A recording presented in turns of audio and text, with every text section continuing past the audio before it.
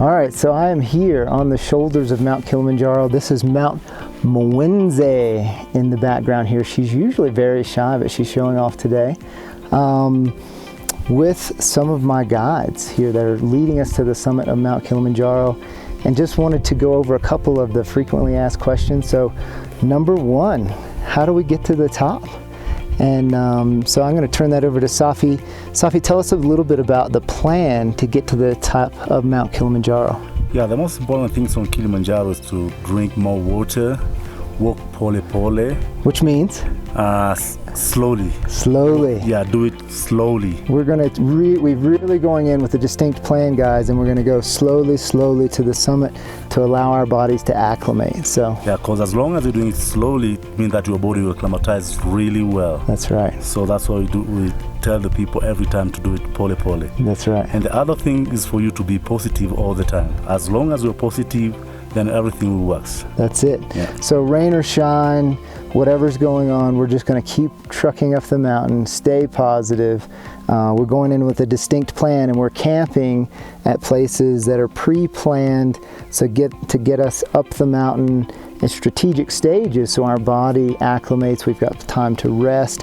In fact, today we're up here on this peak acclimating. So we're about 1,000 feet higher than camp tonight. So we've climbed up high to let our bodies acclimate, and then we'll go back down a little lower and camp tonight. So there's a lot of strategy that goes into this.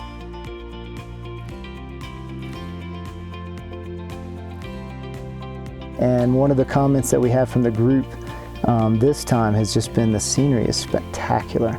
It is so hard to capture and convey that in videos, photos, and you all know I'm a visual artist, but the landscape here is just breathtaking, and the scale of everything.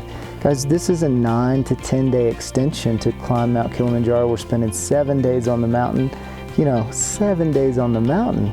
And you think about the number of days and the time that it takes to get from one camp to the next. It's just immense, and it's beautiful.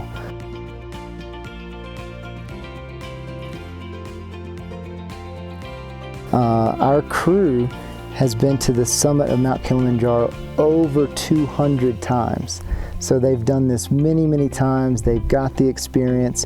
And then we've got a whole support crew. This isn't just who's going with us. We have a whole support crew of porters. We're averaging between 4 and 6 porters per participant, right? So if we take 10 participants, we've got a small army of folks that are actually taking care of us. We're not staying at luxury properties like some of my other trips, but it's as luxury as it gets on the side of a mountain. Our meals are prepared for us. The food has been excellent.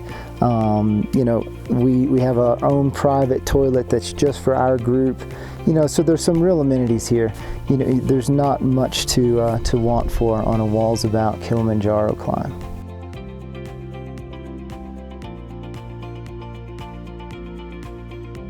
Another big question that we always receive is, do you have to be in marathon runner condition? Do you have to be in peak physical condition?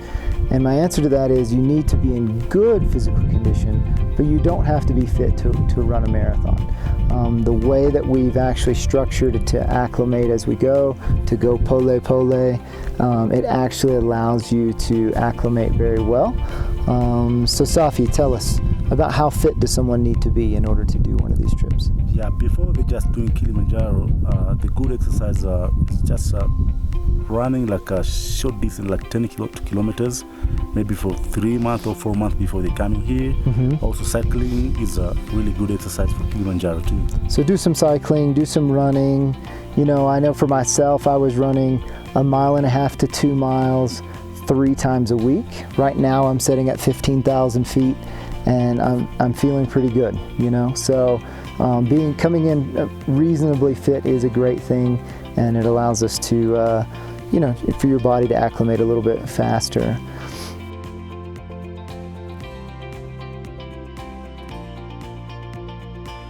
And there's a whole laundry list of medications that we recommend, over-the-counter and prescriptions for any international trip. But one of the medications that's different for a Kilimanjaro climb is called Diamox. Diamox is actually a medication that helps you deal with high elevations and altitude, it is something that we recommend you speaking to your doctor about, and most of the participants that climb Mount Kilimanjaro are taking Diamox along the way. I've been taking it, and I do think that it helps you adjust to high elevation.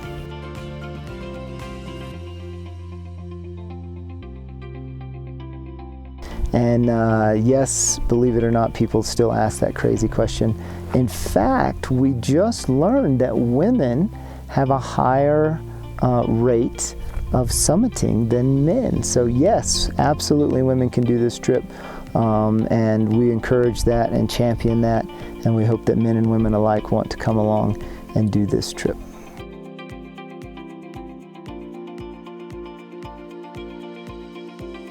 Kilimanjaro Climb, we can set you up with your own tent. You can travel solo. The single supplement is very minimal on a Kilimanjaro climb, so come along solo. You're going to meet some other wonderful participants in the group. And one thing that's been universal with all of our WALLSabout trips is that folks come away with new friends for life. So we would encourage you to come solo, come as a group, come as a couple, and it's all good.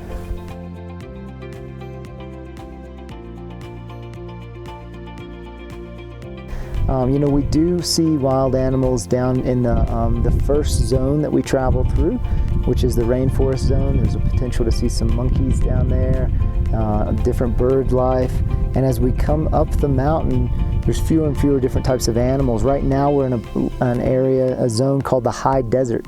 And so it's literally a desert landscape, only with higher elevation. So as you can see in the background, there's some snow up this high.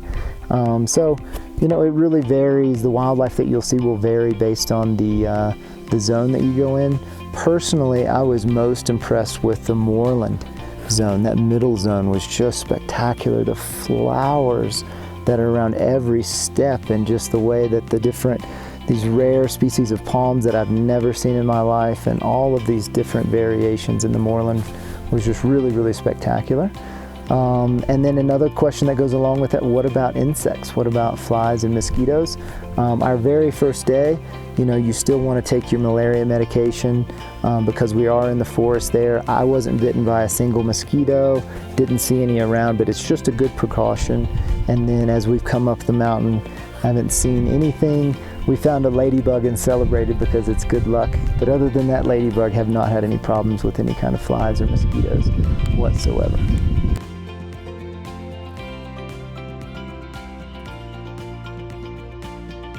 And this is a day that we start at about 15,000 feet, and then we push all the way to the summit. And you know, we get up around midnight, push to the summit.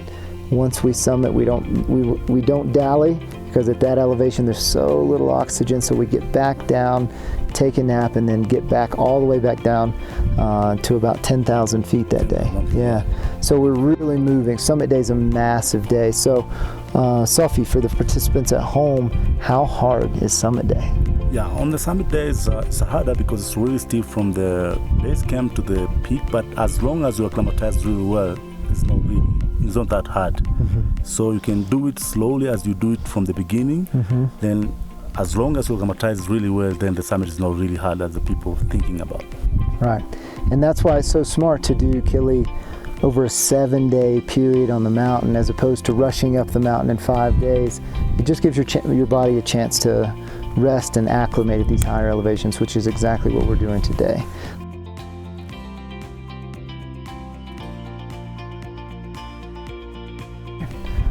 So to sum up, why the heck would anyone want to climb a big mountain? Well, one of the answers is because it's there. Mount Kilimanjaro is the highest freestanding mountain in the world. It's the highest mountain in Africa. And you know, this mountain, climbing this mountain has become a tradition for folks who have decided to summit something massive in their own life, or have just summited something in their own life, or are just up for a great physical challenge or an incredible active holiday. But whatever your reason is, my question to you is, if not now, then when? I would encourage you to shoot us an email, allow us to get on the phone and tell you more about our Mount Kilimanjaro climb and our other travel experiences. You know, guys, I'm obsessed with connecting you to the natural world. And I can't think of a better way than to be out here with this amazing group of guys and be among nature and the peaks of East Africa. So come join us. Thank you for tuning in, and we'll talk to you very soon.